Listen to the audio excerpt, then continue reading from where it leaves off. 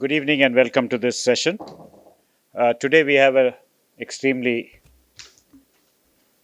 interesting discussion on the contours of the constitutional debate on EWS reservation.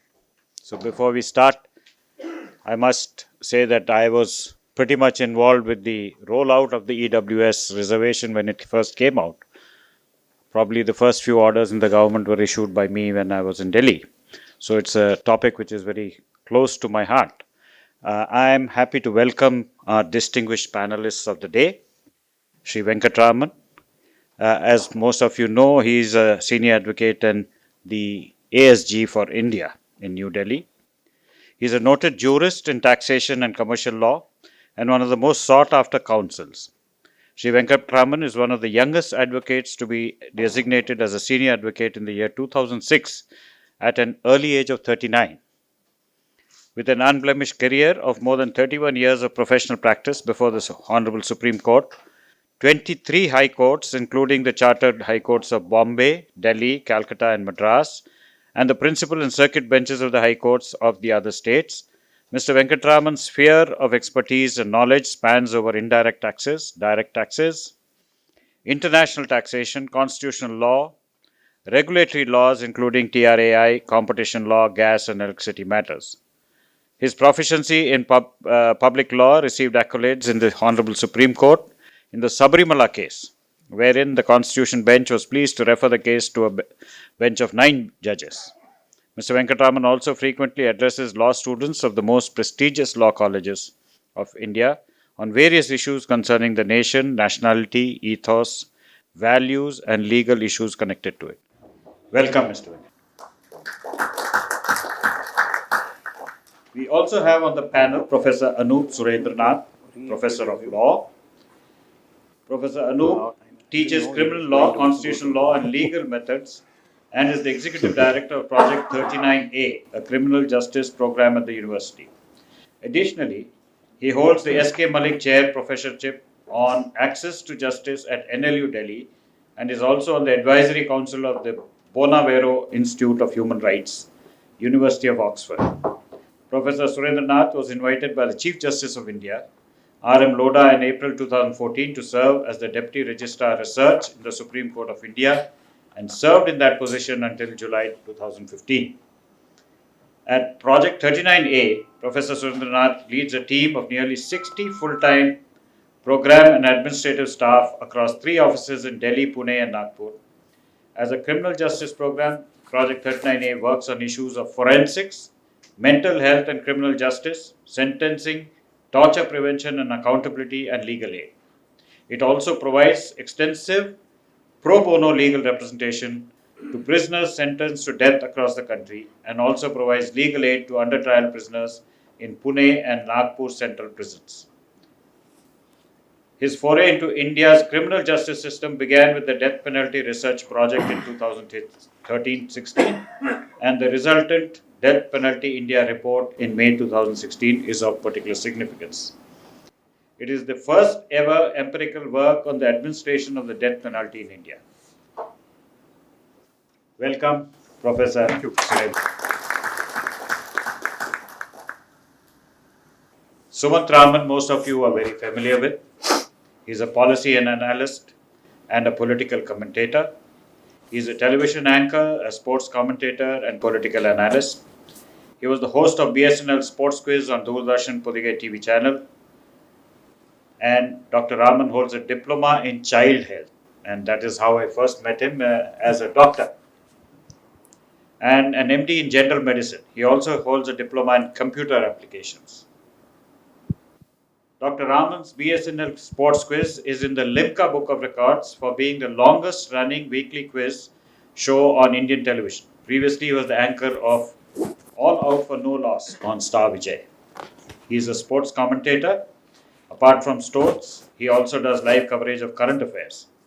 In 2009, he was involved with the analysis and debate over the Lok Sabha polls for ZTV and Tamil Nadu Assembly elections 2011 on DD Podigai.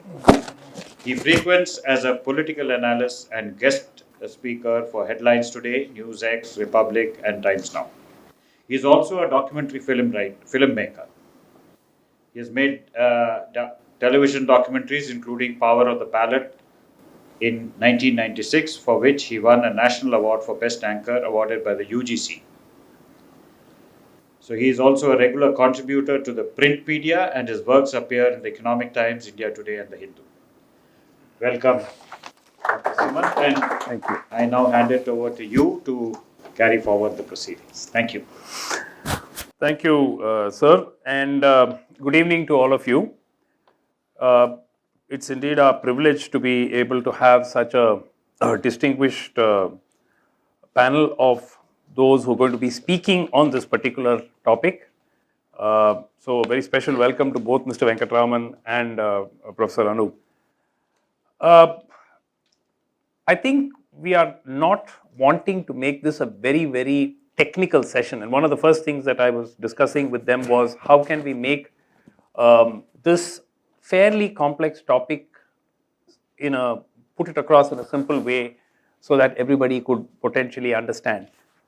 And initially, let me sort of take a couple of minutes to give you the brief background as to what we are going to be talking about today.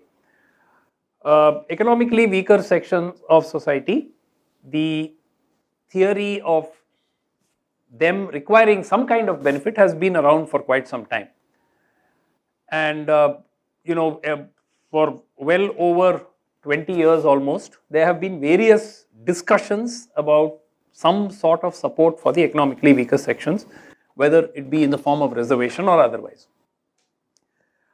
In 2019, the government actually enacted this bill, and it received presidential assent in, it was called the 103rd Constitutional Amendment, and it received presidential assent in January of 2019. Subsequently, obviously, it was challenged immediately, and the Supreme Court in 2020, somewhere around August of 2020, decided to refer this matter to a constitutional bench. In November this year, of course, we all know that there was the judgment, which is going to be the topic of discussion today, and that judgment actually upheld the validity of reservation for the economically weaker sections by a 3-2 split verdict. It was a 5-judge bench, and 3 judges voted in favor and 2 dissented. The important point that we are going to be talking about is 3 broad areas within this judgment. And before I go to the speakers, there were 3 major concerns or questions which were put before the court as part of this of the hearing for this case. And one of them fundamentally related to, should there be reservation on the basis of economic criteria at all? Is that a violation of the basic structure of the Constitution? So that was the first point. Is reservation on economic criteria justified or not justified? That was the first thing which the court had to look at. The second very important point that the court had to look at was, if on the assumption that economic criteria was a justifiable basis for reservation, was it then justified to exclude the OBC communities and the SC/STs from the benefits of such economic reservation on the basis of economic criteria? So that was the second very important matter. One, was reservation on basis of economic criteria violative of the basic structure of the Constitution? Second, if it was not, then was it justified to leave out the OBCs, SC/STs from the ambit of such benefits of the reservation? And third, importantly, the court itself has, in judgments in the past, said that a 50% ceiling should be there for reservations, and whether the EWS quota over and above the 50% would actually mean that once again it was violative of the previous judgments of the court itself.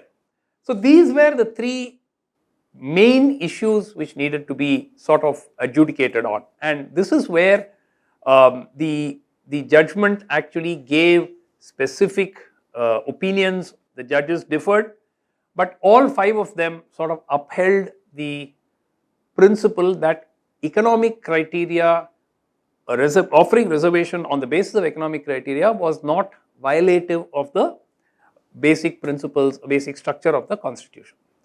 The second thing that they said, of course, was where they differed was on whether the SC/STs, OBCs should be brought within the ambit or should be excluded. This is where there was a major difference. And again on the 50%, and I'm not going to go into the details because obviously you're waiting to listen to the two speakers. So the format with which we will go on this debate is that both first Mr. Venkatraman and then Professor Anup would each put forth their points of view. Mr. Venkatraman would be speaking in support of the majority verdict that was given by the Supreme Court, which upheld the validity of EWS, and Professor Anup would be pointing out why perhaps that was not the right judgment in the overall context. So, each speaker would, I would request each of the speakers to confine themselves to about 15 minutes each, because there are more issues which can be discussed and which we've sort of got down for discussion later. At the end of the session, as always, we will have the audience interaction session, and you please feel free to ask questions at that point of time. So without any further ado, Mr. Venkatraman, it's over to you. Why do you believe that this 3-2 split verdict on the EWS is actually the right one? Yes, sir. Namaste Sharade Devi Kashmira Puravasini Twamaham Pratriye Nityam Vidyadananchi Dehime. Thank you CIC, Mr. Chandramouli, Dr. Vaidya, and the two accomplished people of India, Professor Anup and Dr. Sumant, and dear friends and distinguished guests.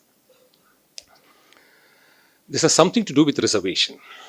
So we should understand the flow of this law to finally arrive at a solution as to whether the full bench the majority view is right or the dissenting view needs to be appreciated.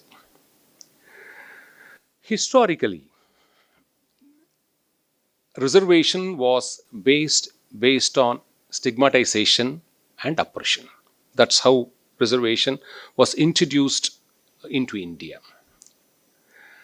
And the third dispensation which they developed a little later was inadequate representation.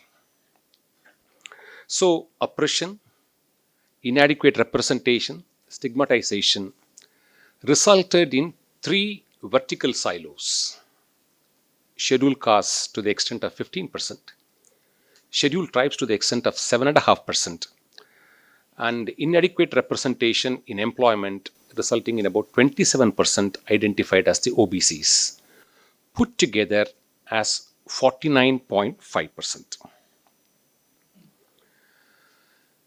The 9 judges bench in Indrasani made two aspects very clear. They said this OBC category of economic and social backwardness is a cumulative test. You have to be both economically and socially backward to qualify as an OBC.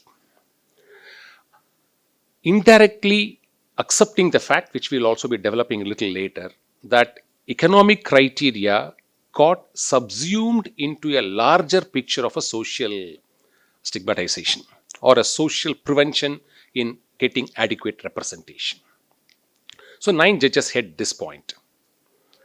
They also said it is a judge-made law that this 49.5% should not exceed 50% as a guideline, unless otherwise exceptional reasons are shown by a state to say that we need to breach this to effectuate a cause which is far more superior or important.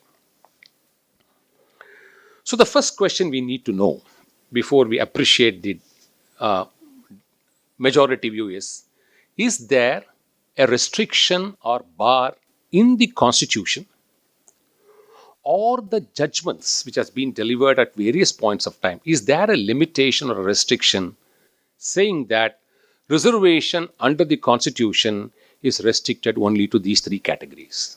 That's the first point we should understand. The answer is a clear no. Neither does the Constitution limit itself to these three categories, nor do the judgments limit these to three categories. So, any suggestion that there are only a reservation can only happen in these three verticals and it can't happen beyond that, neither has a constitutional sanction nor has a judicial sanction. The contrary is actually true. Now, what is the contrary? The contrary is, had in the past, Supreme Court had it examined economic criteria as a needed dispensation to be part of reservation or part of policy planning. You'll be surprised. This dates back to 61 years of judicial history. The first of its kind came in 1963 in M.R. Balaji's judgment. And judgment after judgment, spanning over 6 long decades, had chosen to deliberate one important aspect as part of reservation. How do you define equal opportunity? That's the point. You forget caste base, you forget class base. These are the two verticals of reservation we have had so far, based on the three reasons given. But what do you mean by equal opportunity? So, 9 judges in Thomas' case made it clear eliminating inequalities is equal opportunity.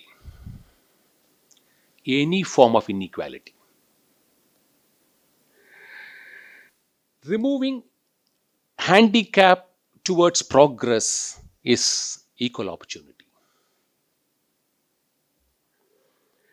Complete economic freedom, no pestilence, no poverty, no discrimination, no oppression is equal opportunity.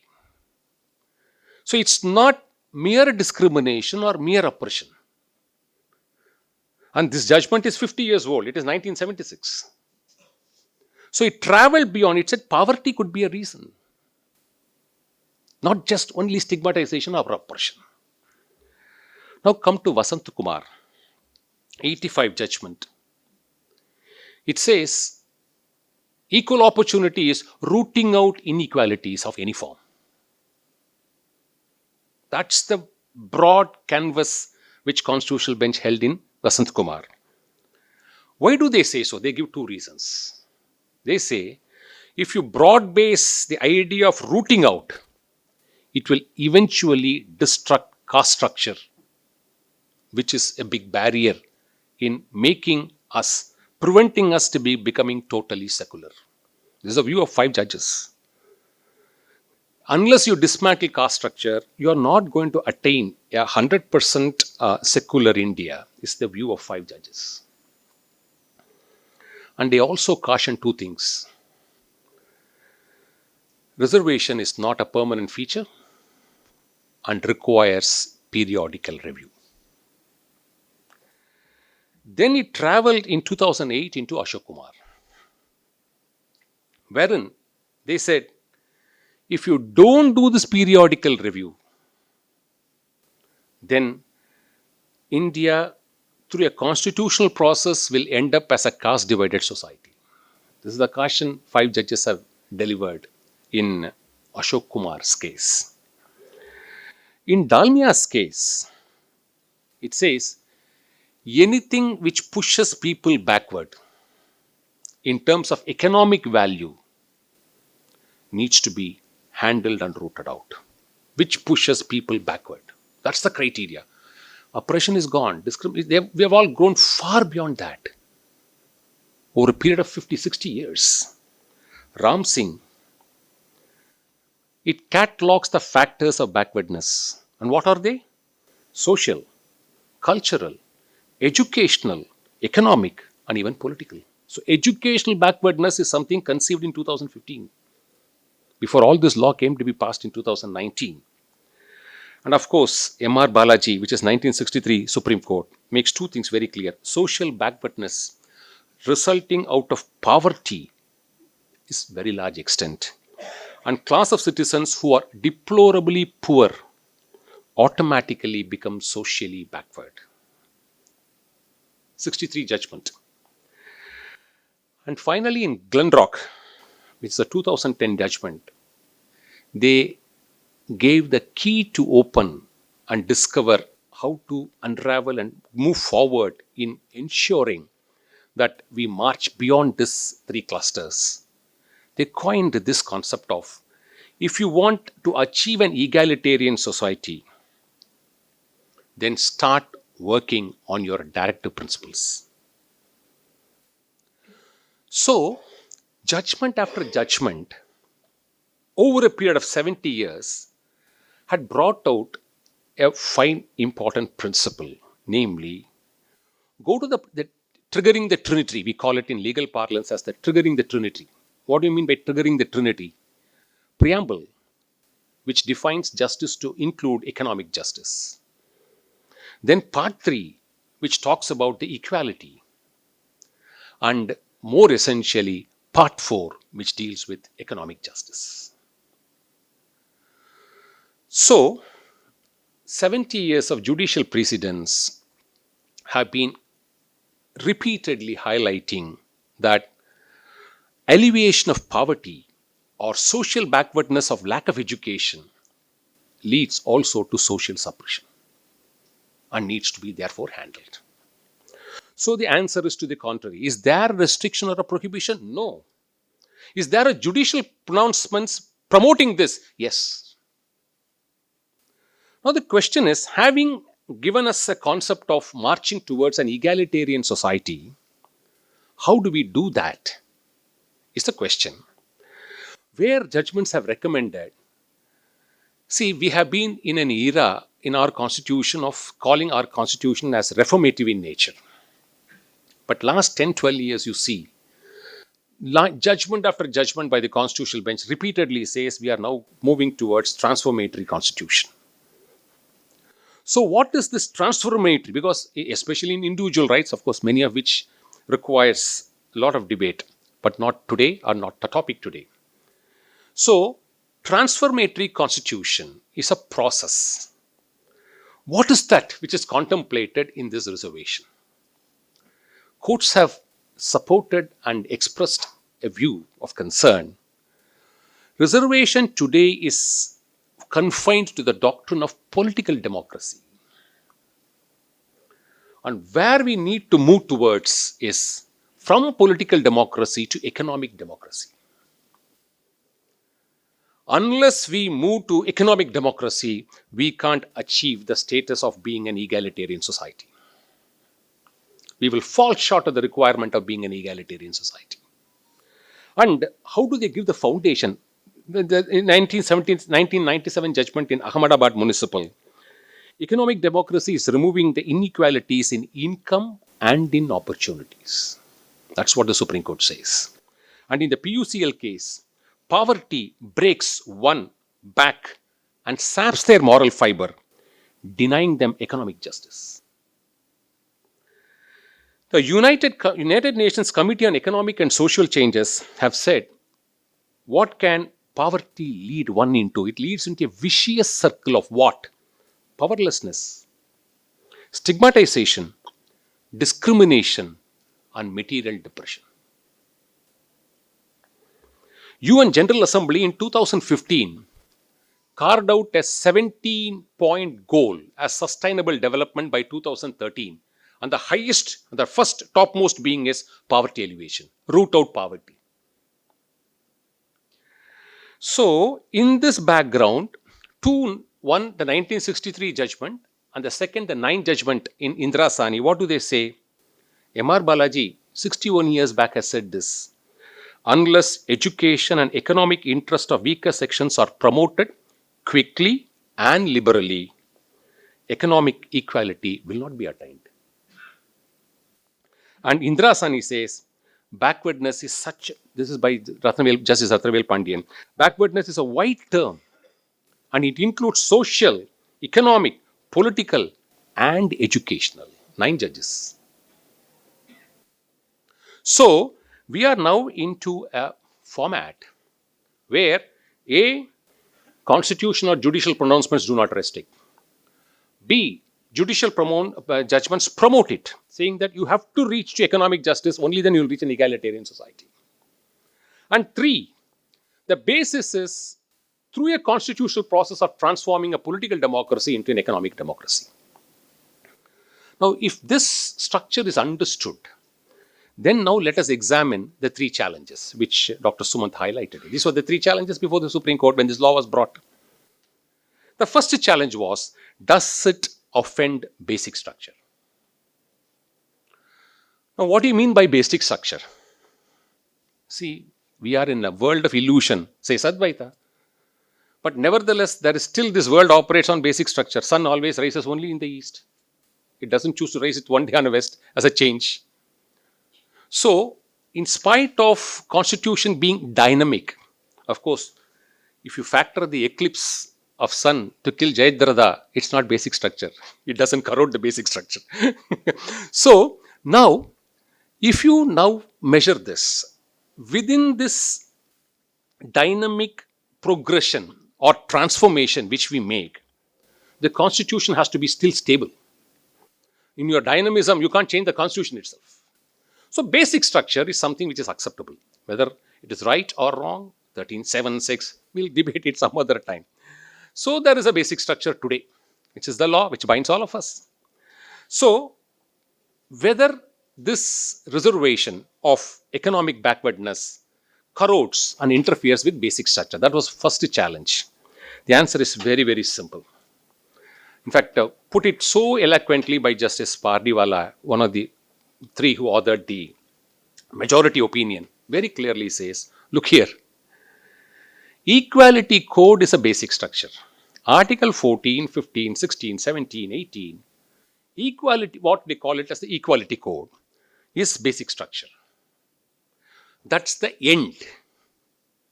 But the means to achieve that end will keep varying. The means to achieve equality will change from time to time. You can't say means should also be basic structure. And therefore, beyond this 3, you cannot have a reservation policy. It's not going to work. That is not how you read basic structure. Right? So, this is the clear pointer. Now, does it have a basis? Especially for reservation. We have to answer that. Okay, fine. Conceptually, we understand means and ends.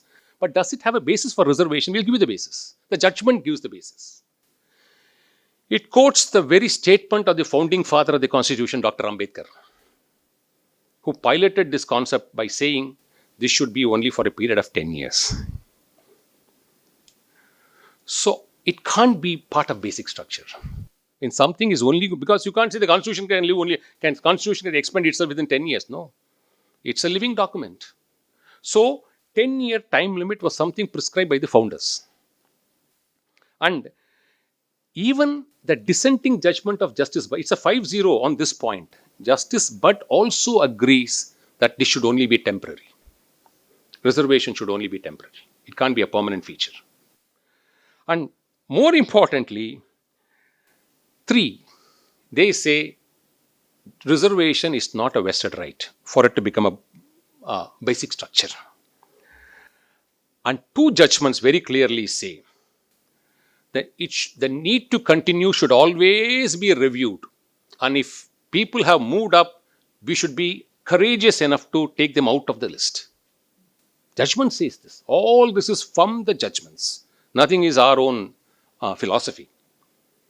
This is one thing I tell you. Both the majority and the dissenting have driven it not with ideology, not with passion, not with their own idea, self-created idea. It's driven through the constitutional process, classically. So there's no problem in unfurling it and discussing it very threadbare. There's no emotions attached to this. Completely in a logical constitutional basis has been this judgment has come out on that. So, what is basic? What is corrosion of basic structure? There are standard tests. One test is, by bringing an amendment, has the identity of the constitution changed? By bringing economic criteria, has the constitution lost its identity? Put your common sense and then come to a conclusion. Has it lost its identity once and for all? You cannot say so. One test. Second, has it destroyed or damaged? the Constitution. Now, what do you mean by destroyed or damaged is also explained by a five-judge bench judgment. Justice Krishna Iyer's famous quote, what do you mean by destruction or damage? Something which is so shocking, something which is unconscionable, something which is an unscrupulous travesty of equality justice. Can you say this is something which is unscrupulous travesty of justice, the scheme? So if it fails these tests, then how do you say that this is actually an infraction to the basic structure? Especially when the scheme has to be temporary and not permanent. So this is the first answer the majority gives on the first issue. Now on the second issue, in fact, two important points. That's why I see a few youngsters also here, which is very important. This judgment cites from Minerva Mills, a passage. It says, you should be thinking for yourself. You cannot be thinking for the next generation. So the Constitution should be dynamic enough for the next generation to think what they want and put it to it and then translate their vision. So what does the next generation want? How they want to take this is very important. Leave it to them. And now the second point is 50%. It's divided view very, very clearly says 50% silo applies only to SC, ST and the OBCs. 9 judge never had a chance to examine economic criteria. Nor did they say any new criteria will also fall under 50. So to say that this introduction will be an infraction to 50% may not be a right view. And last is by discriminating and eliminating SC, ST and OBC from the economic criteria, has it interfered either with the basic structure or is it constitutionally infirm? Because even Ravindra Bhatt in his dissenting opinion has not said it's violate basic structure. He only said it's constitutionally infirm. Is it constitutionally infirm? We'll just spend a minute on it. Simple, very, very simple point. So far, reservations in this country has only been on a vertical reservation. All the 3 reservations, SC, ST and OBC is only vertical. You can't now say economic equality has to be horizontal. Make everything horizontal or make everything vertical. You can't have a mix of vertical reservation and horizontal reservation. It's not possible. Ravindra Bhatt's vision will come true when everything converts into horizontal reservation, which is exactly what the roadmap this judgment seeks to lay. So if you start tinkering the process to say, no, this economic criteria should have a number one. The second objection they have given is, when you gave the OBC category of 27%, you have subsumed the economic criteria and traveled far beyond to say that ultimately it is social backwardness. So social backwardness subsumes within itself. So it will be, if you try to intersect it twice, you will claim it through. Why do we say so? The judgment gives a reason. See, they excluded, Indira Sani excluded the creamy layer. How could they exclude the creamy layer? It's not based on caste. It is based on income. So how can you exclude something which is not part of it? So the judgment says, through Indira Sani, when this is part of it, economic criteria is part of the OBC category of economic backwardness under 15.4. Not only that, but travel beyond that. How can you now read it one more time? They will have a standalone chance too. So it is horizontal is one problem. This is the second major issue which they raise. So these are 2 important aspects which they have given it ultimately. Let me close on with last 2 minutes of it, and then what is important is there are several judgments of the Honorable Supreme Court explaining what do you mean by the amending power of the Constitution. What do you mean by amending power? And the judgment says these are the tests. 1, court should be obvious of the practical needs of the government. You apply this ratio into the scheme and find out whether it's right or wrong. We leave it to your judgment. 2, doors should always be left open for trial and error. 3, judicial review should not result in judicial oligarchy or covert legislation or judge-made law. 4, if there is a problem on policy, fight it out in public platform or fight it out in election. Don't involve judiciary to give a view. and then start saying judiciary should have said this or judiciary should have said that. So these are 4 important dynamic principles while we test amending power. And the misconceptions in the judgment. I'll just clarify, there are 3 or 4 misconceptions. If people say central government by introducing this 10% has actually reduced 50% to 40%, don't believe. It's a misconception. The present amendment has not touched the existing 49.5 in any manner. So that's a misconception if somebody popularizes such a view. Now the second one is, in the process, whether 50% has been reduced, forget this 10%. Have they now? There's a rumor doing also the round. No, they brought 10%. They have also reduced 50%. 50% remains intact. There is no change even in that. Then three important principles the judgment says. Remember, basic structure should not result in static structure. Constitutional preservation should not end up in constitutional stagnation. And judicial opinion is best left to the future generation to do. Closing it with just 2 words, what Sardar Patel has visioned. He has visioned, which is what is covered in para 260 of the judgment. In the long run, it would be in the interest for all of us to forget there is anything like majority and minority in this country, and there should be only one community. This is called as egalitarian society. Second, Justice Ambedkar, the dissenting opinion records the observation of Dr. Ambedkar that reservations ought to be seen temporary and exceptional, or else they will eat up the rule of equality.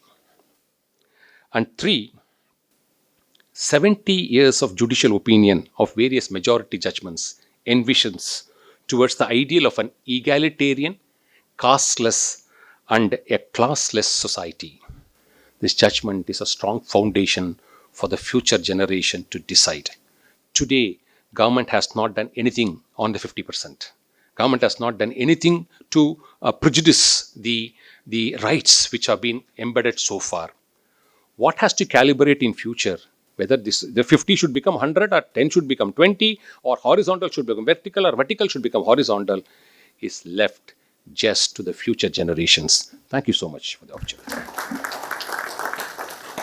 Thank you, sir. I think very lucid presentation of why the EWS majority verdict is the right one. And to counter many of the points raised, may I now invite Professor Anup Surendranath to speak as usual, same 15-20 minutes, please. Good evening, everyone. You can hear me? Yeah. And thanks for having me here today. And amidst all the introduction, the reason I'm here and somewhat competent to talk to all of you is that my doctoral work is on this, right? Is on reservations. And I think, thank you, sir, so much for that. And I think the right word was used, was a lucid class almost, an introduction to what the law has to say and what are the different considerations. And I'm in agreement in much of it. But I guess my issue is with the issue that perhaps wasn't discussed sufficiently in detail because of lack of time. And I hope to bring that up. That is the discrimination and the leaving out of SCSTs and OBCs, and my focus is going to be on that. I'll come to that in due course. But I think I want to raise the fundamental question that in the history of the Supreme Court's discourse on reservations that Sir spoke about and so nicely took you through a very complex terrain in a manner that you could understand, the court has not answered a very fundamental question which has led to a lot of confusion in the court's reservation jurisprudence. Why do we have reservations, right? Why do we have reservations? And you could have a range of responses to that, right? And at the heart of this conversation today is are reservations a poverty alleviation measure, right? And I'll park that question in your mind for now. Are reservations a poverty alleviation measure?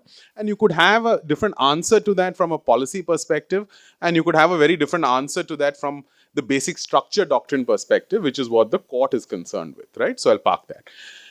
But let's think of other reasons why there is reservations in the Constitution, right? And Sir alluded to stigma, oppression. Let me just try and reframe that and want to say that one is it tries to achieve representation, that it tries to achieve presence of certain groups that have been socially and historically excluded from social life, from economic life, from cultural life, from political life. It achieves presence. So I'll frame it as presence. It doesn't do anything else. It just achieves that certain groups of people who are not been there are present, right? So it achieves presence. One second is share in political power, right? That it is giving access to power, and it's that and it's trying to send the message that certain positions that are desirable in society, be it education, public employment, or political office, or political representation, will also go to communities that have been historically oppressed, right? So it tries to achieve that. The third thing is diversity, that you need diversity for certain kinds of reasons. And so you have presence, you have share in political power, you have diversity. And please note, none of these justifications are really about poverty alleviation measure. And it is my submission to you today that reservations as a poverty alleviation measure is a bad policy idea. That they are a bad policy idea does not make them a constitutionally suspect idea, right? And that's what the judgment is doing.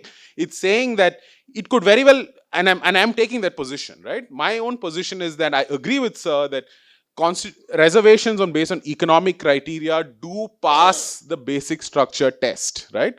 It will be very hard for any constitutional lawyer to argue that per se the idea of reservations on economic criteria violates basic structure, and that is not my submission. That is, I agree with that. This is what I've written before. I agree with that it's difficult to see why it would violate basic structure, right? And Sir has beautifully explained the meaning of basic structure, so I don't need to go into that. However, does the exclusion of SC/STs and OBCs from this reservation through the constitutional amendment violate basic structure? I think it does, right? And I think it is a very constitutionally suspect idea, going to the very heart of the Constitution, going to the very identity of the Constitution, that independent India will not adopt measures that discriminate on the basis of caste, right? And this measure is, as recognized in the dissenting opinion for Justice Bhatt and the former Chief Justice, Justice Lalit, is a direct discrimination on the basis of caste. I know I'm making a dramatic claim, and let me explain to it, right? Explain. And that's why when you say poor, when you say poverty, not everyone experiences poverty in the same manner, right? And neither does everyone experience discrimination in the same manner. Just because I am economically mobile does not mean that my social discrimination ends.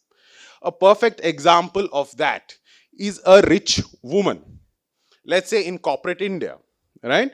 We have conversations of how it is so difficult to break the glass ceiling for women in corporate India. So even if you're earning a high income, it is not necessary that you escape your discrimination. A rich homosexual is a perfect example of that, right? Or a rich Muslim is another example of that. That there are various aspects to discrimination. There are various aspects to lack of opportunity, and the economics of it, whether you're poor or not, is only one thing. A Dalit man experiences marginalization very differently from a Dalit woman. Similarly, it is, I think, not fair to characterize all poor as the same, right? That a poor Dalit is very differently placed from a poor upper caste person, right? And we have to understand the various facets of marginalization, poverty, discrimination to appreciate that argument, right? And therefore, if the original reservations in the Constitution were to address historical injustice, were to address issues of presence, that address issues of exclusion of certain marginalized groups, right? And that is my submission, that the reservations under Articles 15 and 16 originally where to as a measure to address historical injustice, to address contemporary injustice, that certain groups do not have access to certain spaces, right? Be it education, employment, political representation. Those are not poverty alleviation measures. Now what you have the parliament doing is bringing in reservations as a poverty alleviation measure, right? It is saying it is for the poor, right? If it is for the poor, if it is a poverty alleviation measure, I do not see the justification for saying why should the poor who are scheduled castes, OBCs and STs be excluded from it. Are they not entitled to poverty alleviation measures? Right, just like everybody else is, or as has been recognized, and I have absolutely no disagreement that poverty inflicts upon everyone a certain kind of discrimination. And I'm saying what I'm requesting everyone to do here is to appreciate the different facets of that discrimination, right? And the poor do need assistance, they do need intervention, they do need alleviation. All of that is not in question here. But the exclusion of certain groups becomes very problematic when you understand the composition of who are India's poor. Who are India's poor? And in that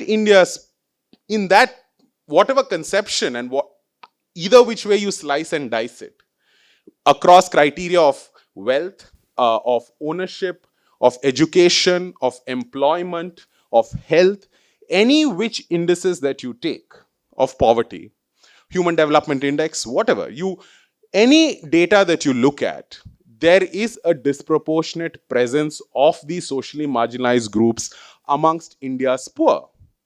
That is a statistical reality nobody can deny, not the Parliament of India and certainly not the Supreme Court of India. Right? You cannot deny that social statistical reality, that a majority of the poor belong to marginalized sections. That is not to say that there aren't poor upper castes. That's not the point. But even within, if you look at data across indices, that you will see that if you compare poor Dalits and you compare poor upper castes, and there is very interesting detailed work tracking their progress over a period of time, you will see that poor Dalits fare much worse than poor upper castes, right? And again, please do not mistake me as saying that poor upper castes do not need this measure. I'm not saying that, but there is no rational basis for excluding the poor that belong to SC, STs and OBCs. And that exclusion, as Justice Ravindra Bhatt and Justice Lalit say in their dissent, is an act of direct discrimination. It goes against that constitutional founding moment that there is a certain political compromise that is reached, and the constitution is a result of that political moment. And if you look at the Constitutional Assembly debates, you will see how essential reservations are. What is their role in the Constitution of India, in their identity, is a measure to address social oppression and social marginalization. And that doesn't mean that then reservations need to be restricted only to that vision. And I agree with Sir that doesn't mean that it should, a basic structure should become, should make the constitution into a rigid constitution. I agree with that. But when you have made the legislative choice to use reservations to address poverty, right, as a poverty alleviation measure, and if there are economists here, they will back me to say that it is a bad idea from a policy perspective, but let's leave that aside. How do you then say that this exclusion is justified? And I think even if you look at in terms of public employment, if you look at in terms of education, if you look at in terms of wealth gaps, if you look at in terms of income gaps, in terms of ownership, there is really no justification for saying that poor Dalits don't need help, right? Or don't need poverty alleviation measures. right? And for me, that is the starkest part of this, the majority opinions, the three majority opinions, that there is very little engagement with the empirical reality of who is India's poor, right? Without that engagement with that social and empirical reality, taking a doctrinal position like this is a very weak argument, right? To test it, and again to say that and you have to bring in that sociological reality, you have to bring in that empirical reality to say, are we then saying that these groups don't require more assistance, right? And you will see, and again, there is a underlying assumption in these majority opinions that what we are providing to SCSTs and OBCs as entitlements under Articles 15 and 16 is enough. It is doing its job.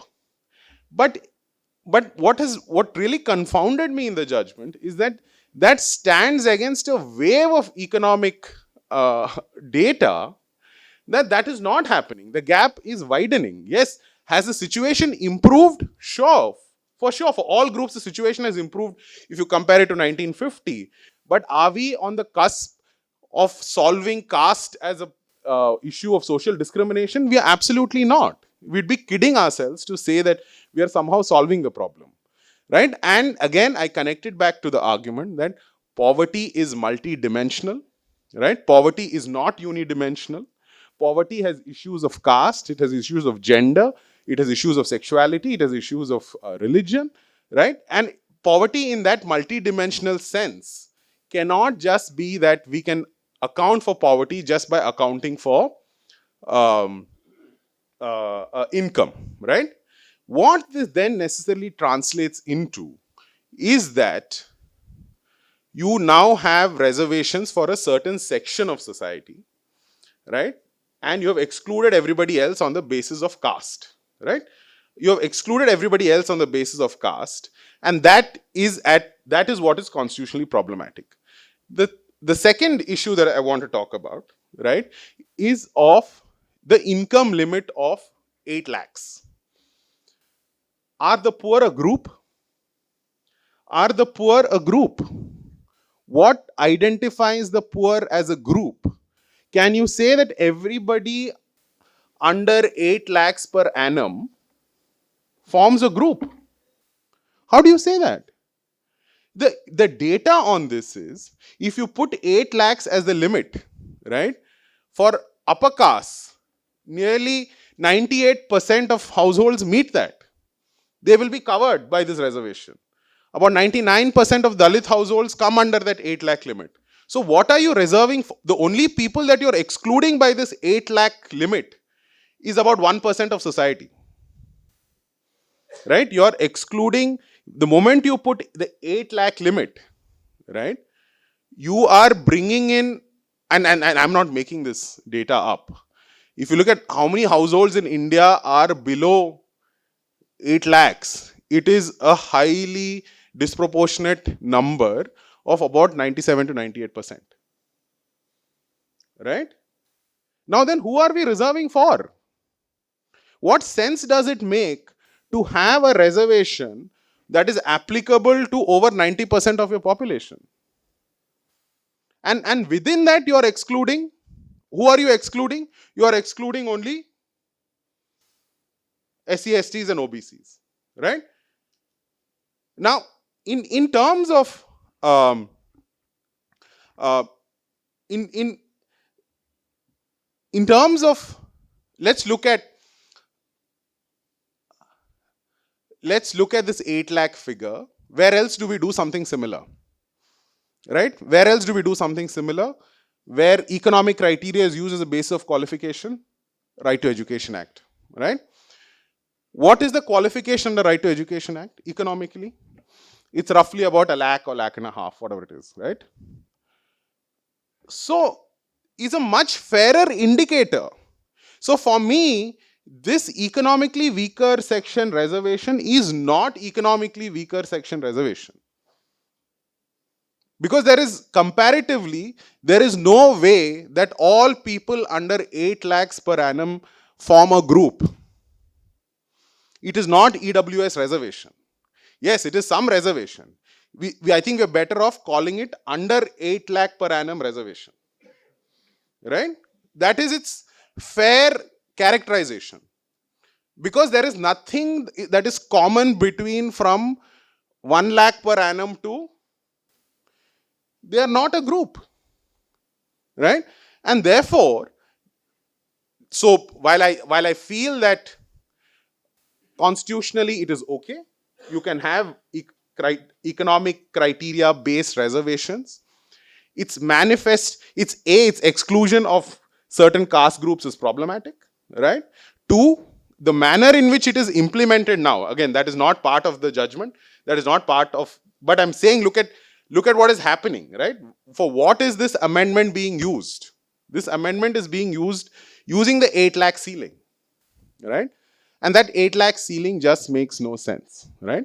And broadly, I want to say that just some clarifications on, I know a lot has been said about the 10-year reservation. And I think there's some confusion that we need to sort. I think even if you look at the constitution, the 10-year limit is only for political reservations, right? It's for reservations in representative bodies. The 10-year limit is not applicable for reservations to education or public employment and was never envisaged as such. There is a certain political history as to why there is this 10-year limit for political reservations in representative bodies. We don't need to get into that right now, right? And therefore, I just want to say that for a court that is increasingly driven by empiricism in reservations. And I say that because if you look at what is happening in reservations beyond this, how are reservations in promotions being looked at? How are OBC reservations being looked at? The court is insisting on more and more and more empirical data, on narrower and narrower empirical data, right?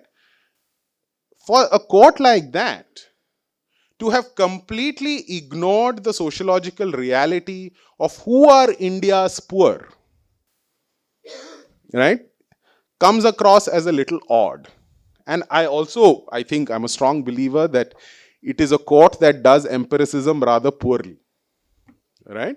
It is a court, if you look at the 498A judgment, if you look at on the Prevention of Atrocities Act judgment, the court is, empiricism is not the court's strongest suit, right? And in that context, I was struck by the lack of, again, I'm not, the reason to say this is not to say that economic criteria based reservations is bad per se. I'm saying that if you had looked at the empirical reality, you would have seen why the exclusion is problematic. Because by excluding, you have just left a very narrow sliver of people who are now entitled to reservation. When I say narrow, I mean by who are these social groups? And who you are left with are the forward castes and the upper castes, right? And the forward groups who are left with the reservation. And anyway, you're including above 95% of them within this reservation, right? And it is now shown that it is always economically better off within a larger, even within a beneficiary group that benefits from that reservation, right? So it raises more questions than it answers, to be honest, right? And I do think the government is going to face much higher degree of challenge in justifying the 8 lakh ceiling limit. I'll stop right there and we take questions. Yeah. Thank you, Professor Anup. I'll just have a few quick questions for both our panelists, and this will also give them the opportunity to counter each other. And Mr. Venkatraman, the first question that Professor Anup raised is obviously related to, is reservation a poverty alleviation measure? And henceforth, is that how it's actually going to be seen? I mean, though when somebody who is socially and educationally and economically backward does get uplifted by the benefit that reservation provides. But fundamentally, do you agree that henceforth reservations are going to be purely looked at as a poverty alleviation measure? Yeah. Am I audible? Yeah. Yes. I will now take three of his points and address together so that you will answer. This question will also get answered. See, Professor's first objection is that you are now created a silo of economic justice of this reservation in terms of alleviation of poverty, and you don't bring the three communities which are also suffering stuck with poverty. That's his basic objection. If you answer that, Suman's question, Dr. Suman's question will also get answered. See, the problem is this: the Constitution says, don't discriminate based on caste. That's the law. But the same Constitution creates an exception when it comes to scheduled caste, scheduled tribe. The same Constitution creates an exception when it comes to OBCs, even though it is economic and social backwardness, the identification finally is caste. So, you create a law and you create an exception and make it a caste-based vertical reservation. So, when you can create an exception to your own law for caste, that you cannot contest according to. No, you can't contest because we created it. Now, you create one more factor of layer of exception in reservation on the ground of elevation of poverty, on the ground of lack of literacy. Because what does poverty mean? According to UN, according to several judgments, poverty leads to backwardness, and backwardness leads to lack of educational abilities. And Justice Pardiwala, because of time, has dealt beautifully about Article 21A, when primary education has become a constitutional responsibility. Now, what happens to late? So, you are factoring education as a fundamental right. So, when something is a fundamental right and you create an exception for that, now the objection is caste base. See, look here, it is permanent. We are scared to hear this statement for the simple reason it goes against 70 years of jurisprudence. So, to say caste will be a permanent embedment to basic structure, permanent to the Constitution, is not what constitutional judges and constitutional courts have said in this country. So, it's a thinking, and migration is from political to economic democracy. So, when you can create an exception there, is it unconstitutional to create an exception here? We need to answer that question. 2, alleviation, if discrimination and oppression or alleviation programs through a particular reservation scheme, when globally United Nations declares alleviation of poverty is our fundamental goal in 17 pointed goals in sustainable development, a reservation policy based on such an alleviation is right or wrong? How is it wrong? In terms of concept, in terms of economic policy, in terms of a constitutional doctrine. And 3, the last point which Professor did, see, it goes for presence, it goes for political power. All this is all within political domain of political democracy. An egalitarian society is non-political democracy. We have to move from political democracy to economic democracy. So, how do we now say we should get stuck to this political democracy for lifetime? And that is what our constitutional goal, when Supreme Court is exactly speaking to the contrary. These are my 3 views on this. Yes. Professor Anup, in the Indira Sani judgment itself, I think there was one of the judges that actually said backward classes having been classified by the Constitution itself as a class deserving special treatment, and the Constitution having itself specified the nature of special treatment, it should be presumed that no further classification of special treatment is permissible in their favor apart from or outside of clause 4 of Article 16. Yeah. So, does it not? I'm sure many in the audience will also have this question. There is already a reservation which is specified for a group, or now would it not amount to, to use a crude term, double reservation for the same group? I think just to clarify that the reservations, and so I also referred to N.M. Thomas, I mean, N.M. Thomas's biggest justification, the judgment's the contribution, is that it reverses nearly 2.5 decades of viewing reservations as an exception to equality, and it transforms reservations into a facet of equality. Right? It is saying reservations furthers equality, and we shouldn't view reservations as taking away from equality. Right? And I think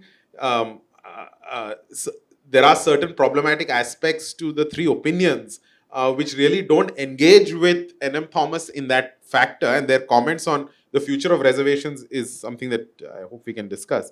But Sumant, to your question of is it double reservation, right? That's why I started with the point that when you give reservations to backwardness, you are trying to achieve a certain kind of goal, right? You are not trying to achieve poverty alleviation. But poverty alleviation does happen as a byproduct No, of that. it doesn't. That's what I'm saying. That it is a poor poverty alleviation measure, right? Now the parliament has made the policy choice, and now that cannot be judicially struck down. I completely agree with sir that parliament in its wisdom has in exercising its constituent power, not its normal legislative power, exercising its constituent power, has thought it fit to say that we can use reservations for poverty alleviation also.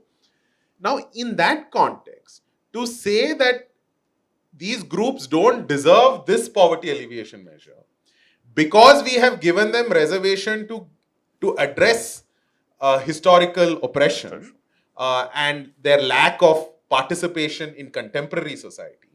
To say that because we have given reservations to achieve those things, we will exclude SC/STs and OBCs from a poverty alleviation measure does not logically sit for me, does not constitutionally sit for me, and certainly does not. I mean, it amounts to me. For me, I think, and as the dissent also says, it amounts, unfortunately, to caste-based discrimination. And I just want to respond to Sir's point on our and this is what Sir I felt that some of these the court's judgments have not addressed some of these questions you are raising. Right? Is it discrimination on the basis of caste, right? Is our reservations to be viewed as discrimination on the basis of caste, right? And I would disagree. I mean, I don't think in the US. Let me just say this, right? There is a lot of discussion on are race-based admissions discriminating against whites. I don't think they are, right? Because the message by saying you are not sending a message of inferiority to whites. You're not sending a message of inferiority, right? So therefore, addressing historical marginalization through a certain measure cannot be viewed as discrimination on the basis of caste. Yes, is caste the basis of finally, is it this caste, this caste? Yes, it is like that. But the way the groups have been identified have been on the basis of social and educational backwardness. Right, and historically that has been what the law has done. It has not been socially and economic backwardness. The phrase also used in the Constitution is social and educational backwardness. And if you look at the criteria through which groups have been identified for reservation, you will see that the markers are of social and educational backwardness also, right? So it is social and educational backwardness and their exclusion that is being addressed, right? Exclusion, not making them richer. That is not the idea. But now the Parliament has thought in its wisdom that we can use to alleviate poverty. And therefore my disagreement there. Okay. Before we go to the audience, two very quick points, sir. I think this is a question which a lot of people have been wanting to know. This 50% limit, ceiling. Now, to a large extent, I mean, we know that there is no, I mean, it was just something which just evolved over the years and now it is stuck at 50%. And now that the 50% has been lifted for all practical purposes, whatever may be the criteria for future, governments which want to offer higher percentage, are we going to see a spate of state governments coming up with policies to increase this reservation percentage, take it up to 75, 80 or whatever, Would that stand? Once I get your opinion, I'll also get Professor to opine on that briefly. And second, something which is very relevant to Tamil Nadu. Tamil Nadu has already 69% reservation protected under the 9th schedule of the Constitution. And that matter is still pending in the court, I think, for 2.5 decades or something. So is that likely to be at risk, because it's a politically extremely sensitive issue as well as far as a state like Tamil Nadu is concerned? Is that going to be at risk? Because in this judgment itself, one of the judges has actually spoken about the impact of this judgment on the 69%. Yeah. I'll take both the questions. I'll take the second question first. I think deal with the first question. When Indira Sani was decided and it was capped at 50%. You can take this. You can take this. Yeah. When Indira Sani was decided in 1992, we had only SC, ST and OBC. We did not have anything else. And therefore, the ring fencing had to be done for that. Because tomorrow that should not become 70 or 80 was the concern of the court. The court has nowhere said that this is the end game for reservation and you shall not do any other form of reservation in the balance 50%. There is no such a whisper in the judgment. So, the judgment does not stand against one in bringing this new reservation. That's the clarity, number one. Two, will it affect Tamil Nadu? I'll go by the majority opinion. Going by the majority opinion, an infraction beyond 50% on SC, ST and OBC put together cluster needs to be justified. Unless you are able to show exceptional reasons, then Indira Sani will apply to that case. Second question, when Indira Sani can apply for 69, if people start inventing fresh percentages of reservation, that is exactly what Maratha judgment is all about. See, you are left with only two choices today. Your 50% quota on caste is over. So, Maratha experimented by putting extra percentage of 10-15 and they lost. So, that is full now. The balance 50% is non-caste quota. So, you will not have the friction which you anticipate, because the 70 years of jurisprudence is only saying horizontal reservation is what we should recommend if at all there is going to be a reservation, and not vertical reservation. So, a day will come, not in our lifetime, maybe 2 generations, 3 generations, we don't know. We will migrate from vertical to horizontal at some point of time. Till such time, 50% cap will have an impact on Tamil Nadu. 50% cap will not have an impact on the present 10 EW. 50% cap will have a problem following Maratha if somebody does it against on a caste based. So would it be right if I understand? It as potentially the 69% could be in trouble? In terms if of at all it is, if at some point in the future it actually is heard and a judgment on that is decided, whether in our lifetimes or beyond? In terms of the majority judgment, it will. And the dissent view has not given a contra view. See, that's exactly where, in fact, he's an erudite scholar. Justice Bhatt is a great scholar. And Justice Padiwala keeps saying that after expressing his dissent to the judgment with a lot of respect. That's how he's respected in the court. What is concerning me is, when Justice Bhatt had authored the Maratha judgment, how could he have left this question open is one mystery. Doesn't matter. So, having held it so firmly in Maratha, what was the difficulty? The silos are totally different. See, Professor keeps saying we should not have caste based, but we are having it. It's the reality. And to say stigmatization, oppression is non-caste based identification, it's very difficult to digest. The end point, that is why we keep saying, see, say 8 lakhs on what basis? Will they form a group? I can show you minimum 500 judgments where threshold turnovers have been a basis of classification and sustained in service law, in tax law, in commercial law, in foreign investment. So, thresholds have been found to be a group by themselves. So, it will be contrary to law to say 8 lakhs identification does not form a cluster. And 1 lakh to 8 lakh, when you fix a threshold, how many judgments are there in service law? Once you fix a threshold, somebody will fall within this, somebody will fall. Unfortunately, by one year service, he will lose. By 1 day service, he will lose. By 1 year's income, he will lose. 1 day's income. But if what they fall out is fall out. We have to draw a line somewhere.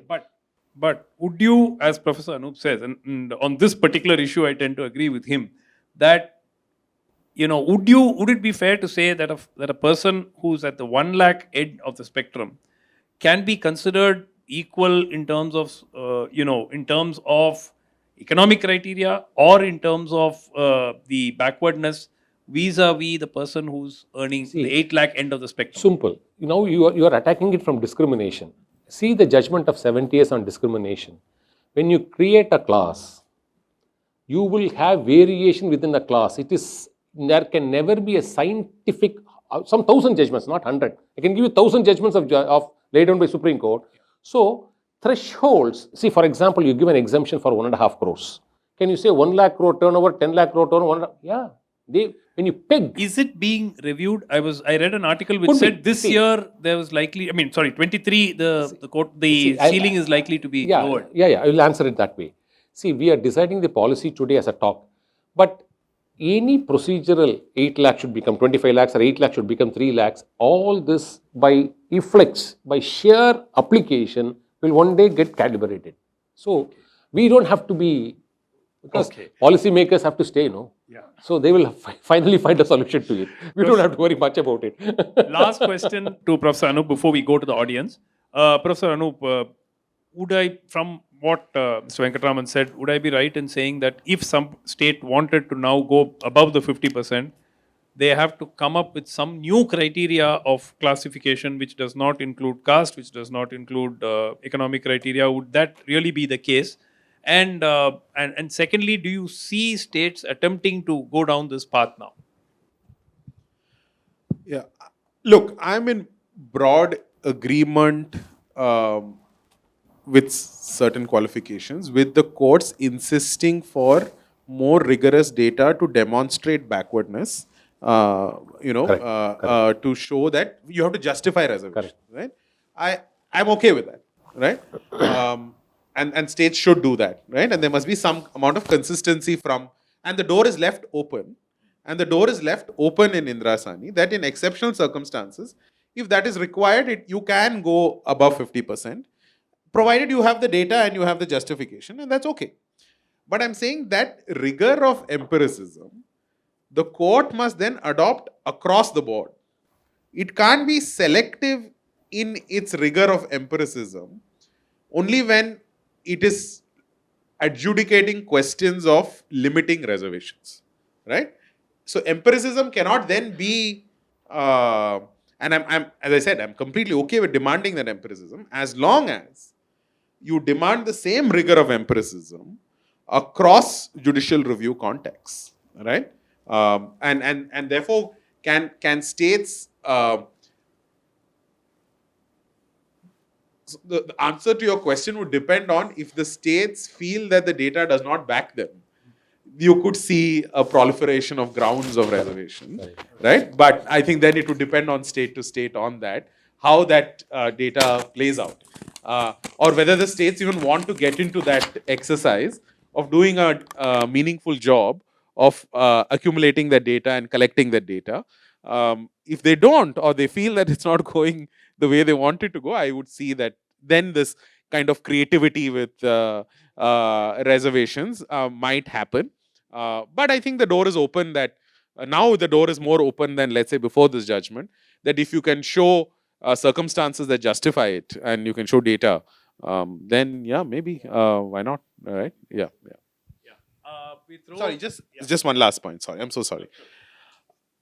One element that I just want to just also sort of maybe get Sir's view on this is that now if you look at, Sir, that reservations under 16 clause 4 require you to show inadequacy of representation, right? And the court has been pushing governments to say, you first show me that there is inadequacy, then I will allow you reservation and promotion or whatever, right? But in this amendment, the requirement of inadequacy of representation in public, as far as public employment is concerned, is not there, right? So therefore now it becomes easier constitutionally, right? Governments have to do lesser to give reservations on the basis of the 8 lakh criteria. You don't have to demonstrate inadequacy. Whereas under 16 clause 4 originally, you have to show inadequacy of representation. The answer to this, again, it goes back to the point I was making. You might say that is you need to show inadequacy because originally under 16 clause 4 it is a representation question. It is a representation issue. You are trying to solve for presence. You are trying to solve for representation. Therefore, you need to show inadequacy of representation. Whereas with EWS, again, I think we should stop calling it EWS, right? With the 8 lakh, with the less than 8 lakh reservation, right? You don't need to show inadequacy because it is not about representation. It is about poverty alleviation. Therefore, just my way to come back to my point, then if the purposes are different, why have you excluded SC/STs and OBCs? Yeah, can we have, one by one, please? Yeah, first, yeah. Yeah, is mic on? Yeah.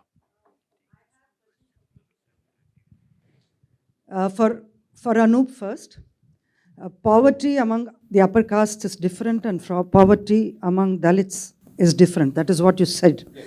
And it is something that has been proved by a study of their progress in later life.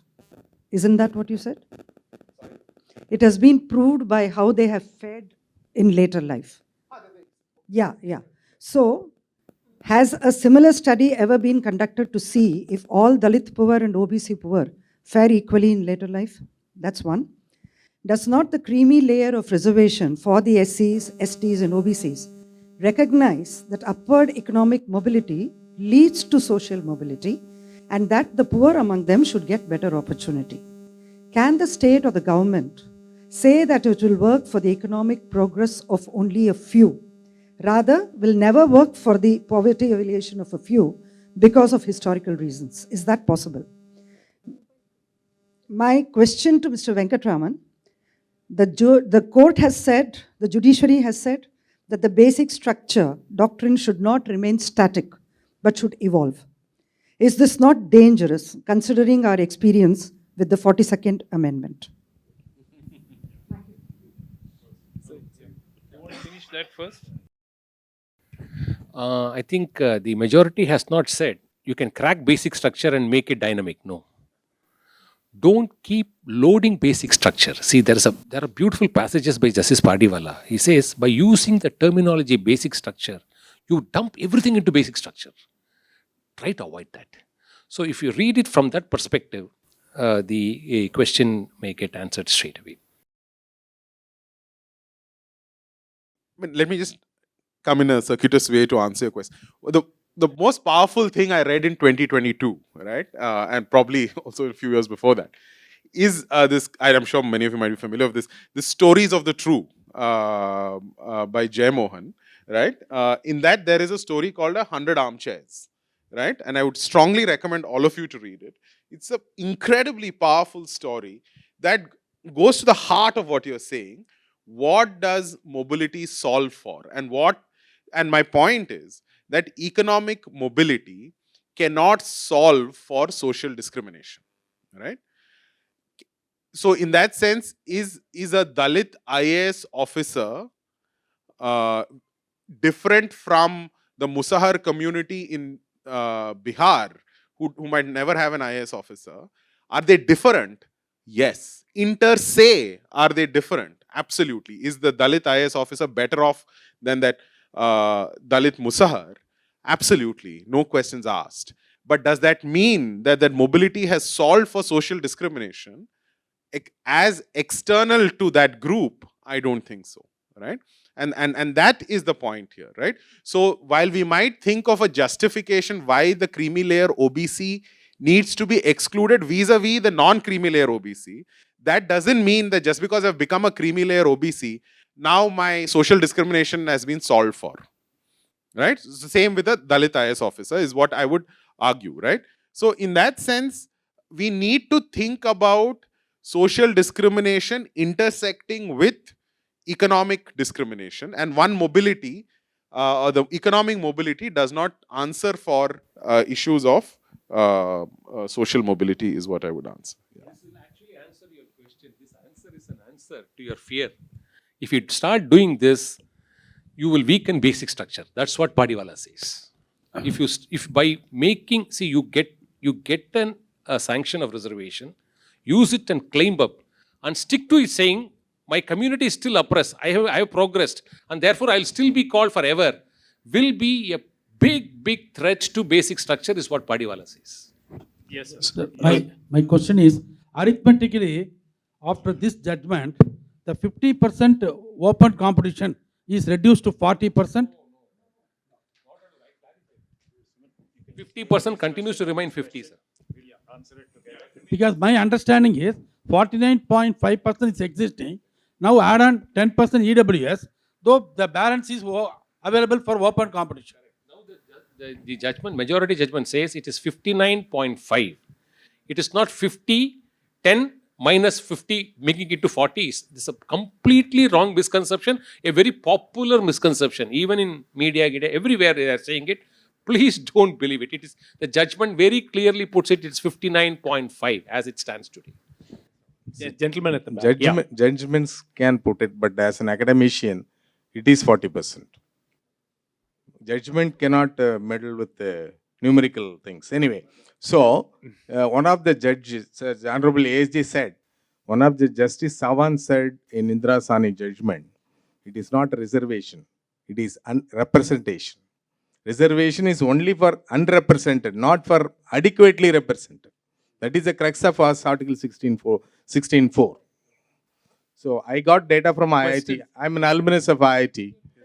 I got data. No, one thing I asked our Honorable ASG, did the central government submit data for 10% EWS? How they arrive at the figure 10% of EWS, upper caste of the economically poor 10% among the upper caste. How did you arrive at it? See, because 2018 PM office given to me under RTI, I published in Indian Express, there is no data for OC. Upper caste data is not available. I collected it for SC, ST and OBC. And same Nageshwara and Nagaratnama repeatedly, I mean the bench in 1 year quota said no data, no quota. Contradiction. Then same Nageshwara and Nagaratnama said bombarded the central government on 8 lakhs.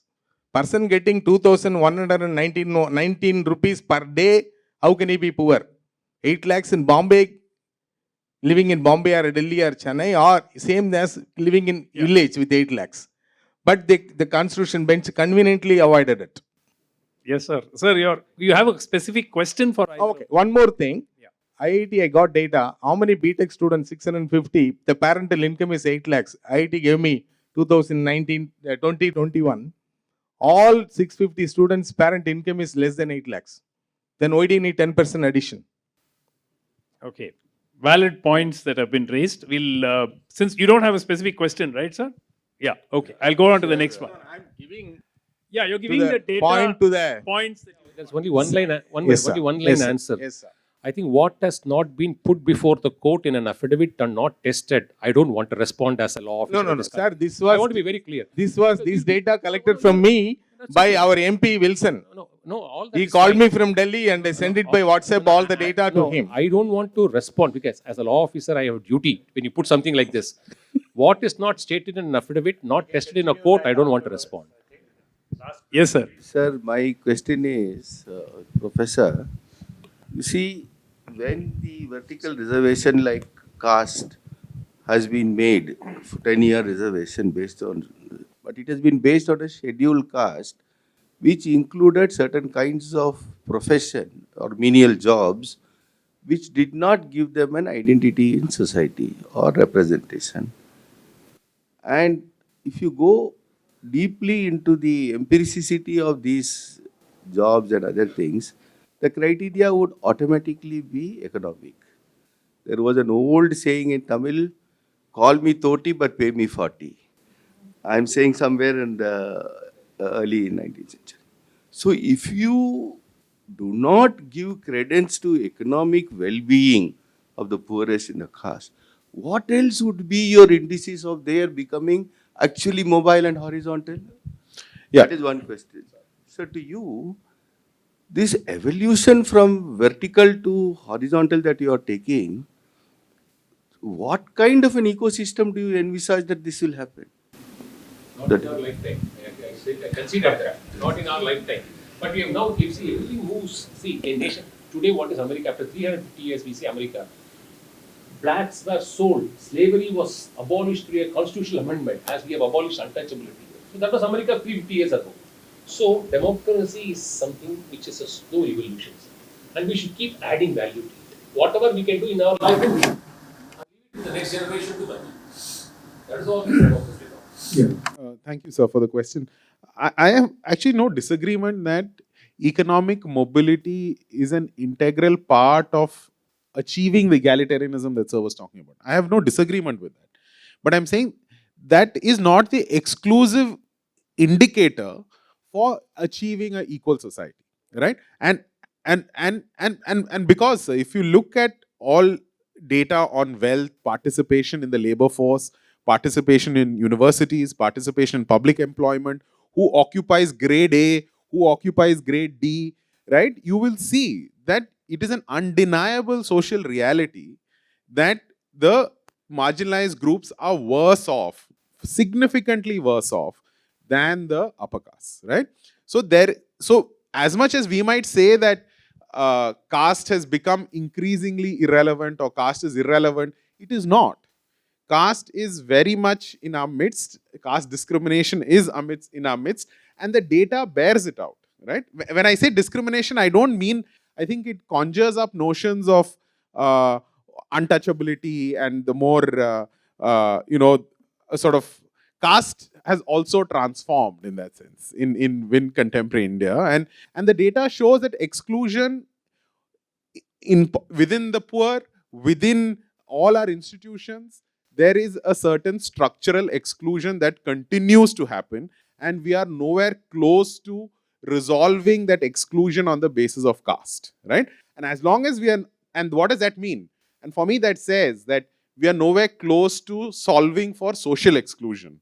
And we can't keep saying that we will use economic mobility as a proxy. It is an irrelevant and inaccurate proxy for social mobility is my submission, right? Yeah. I think we are way over time, which as you can see, Mr. Chandramouli is quite clear about it. Just to thank both the speakers for their wonderful, wonderful expositions. Please give them a big round of applause. The purpose of this event was really to sort of get everyone here to start get a better idea of how this whole topic plays out.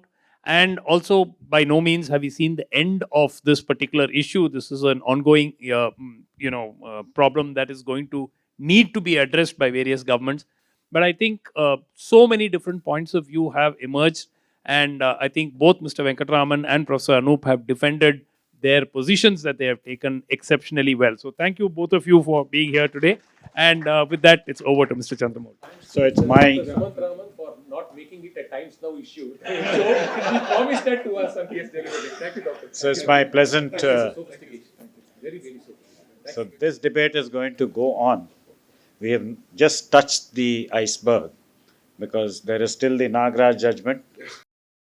There is the quantification of all that is another day, another debate. And we have these Gupta judgments and the 80 other batch before the Supreme Court now, which is still on the reservation and promotion. So we have a long way ahead, and this debate is going to go on. So we hope to have you all back, maybe to debate those issues in future. For the present, thank you very much, Dr. Sumant, for conducting this session so beautifully. A big hand for him. Thank you, Mr. Venkatraman, for coming down and addressing and clearing a lot of doubts on this very topical issue. And Professor Anup, of course, it's been a pleasure listening to you. And we do hope that you would grace CIC more often, and we have an occasion to call you for more such debates. So thank you very much, and we meet again on the 6th, and this would be a different topic. It's on re-engineering India, and that promises to be a very interesting topic too, and we have some brilliant speakers coming in.